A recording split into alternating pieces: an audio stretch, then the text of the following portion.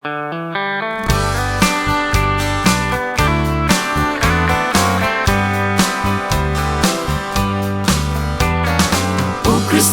kata amailan nang ampun nyoy mengona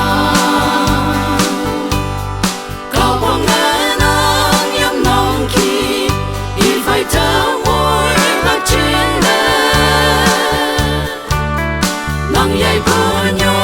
me punong tenyi mong le bột bay cây yên ye phải chăm sẽ giá yong ha Hallelujah trên tơ mong mây thọ lời mây ngó là chính lệ vì hai lăng vô mong thầm mẹ trừ đầy mong xa liền nắng la mong thầm bằng hà lan phải chờ hong li mong mây hem lo cơ chào si vô nhoi cha mẹ thơ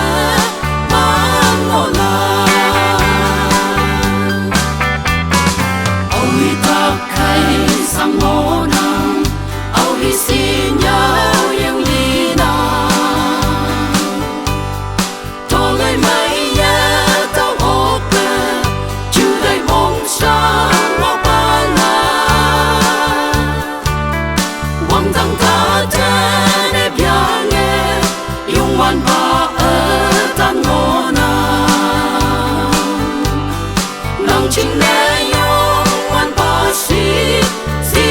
lay na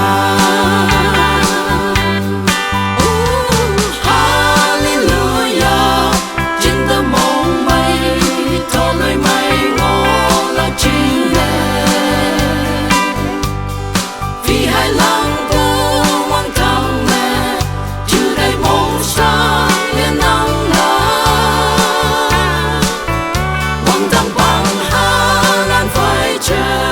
hong li mong mây hem lo cơ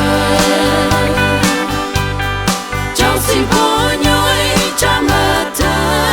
mang ngô la yên ye cu ye chai pe